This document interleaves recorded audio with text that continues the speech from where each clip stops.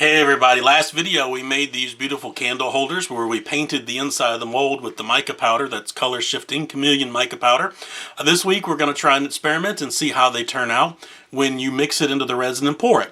So we're learning together to see what the difference is. Stay with us, you'll see how they turn out. I want to thank you for being with us as we resin together.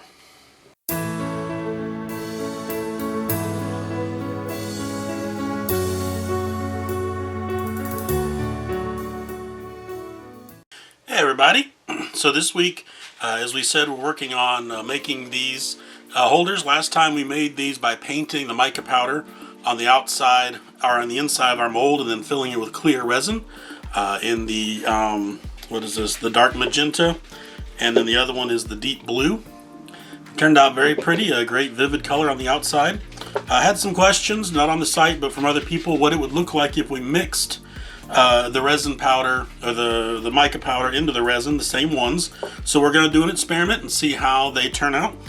So I have 4 ounces in each cup of our floral resin from the epoxy resin store, and to that I'm just going to add in some of our mica powder, and then we will mix it up and see how it turns out. So decent amount into the popsicle stick, mounded over. That is the deep blue, and then I'll do the same with the dark magenta with this experiment, and we'll see how these cure up. Alright, let me mix these up and I'll be right back when it's time to pour. Alright, there we go. We're all ready. We have the dark magenta first. Let me go ahead and grab a paper towel here. Put my stick on, and we will fill our mold up.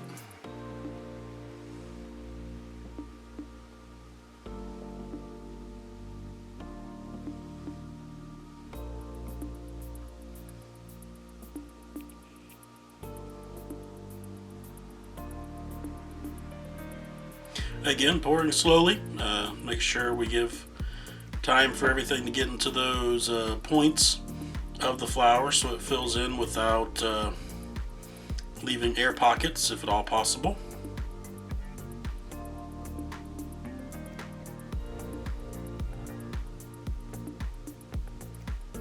Looks like there's going to be just enough.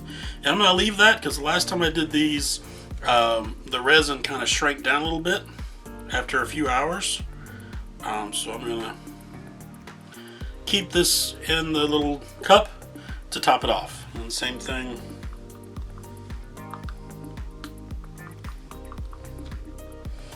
with the deep blue.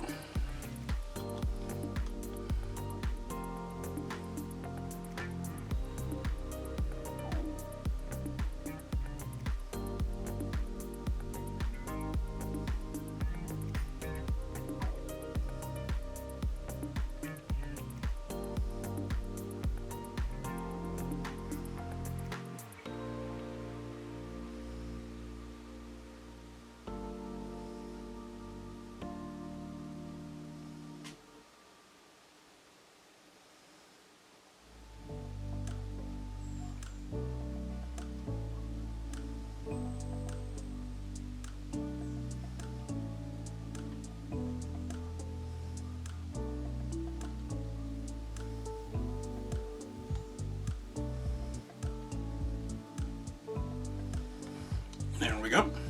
Alright, we're going to let those sit. This resin, like I said, will probably take about 3 days to cure normally. That's how long it takes.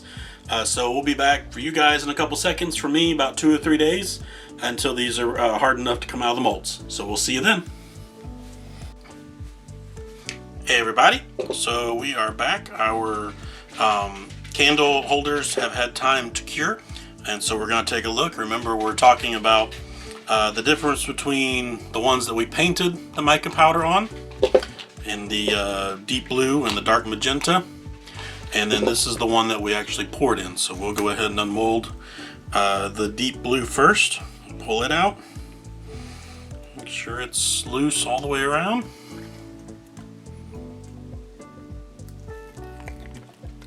There we go.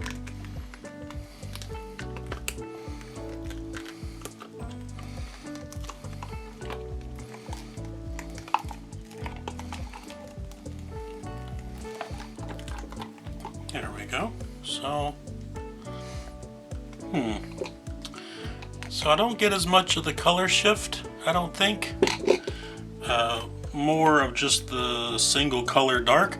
On the back though, you can see where as it cured, it formed the striations. It's an interesting effect. It's not ugly, but definitely more purple, which is the color shift. It shifts from blue to purple. You can definitely see the purple.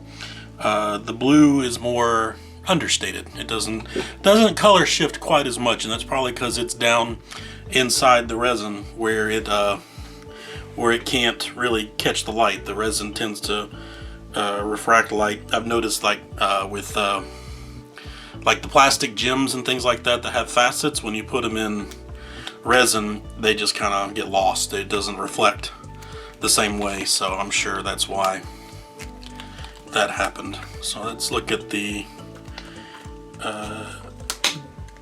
dark magenta one. Go ahead and pull it out. Same thing, more on the rose color. There's the poured one. Turned out really well. Again, the bottom has the same striated effect where it cured, but very pretty. Doesn't look bad.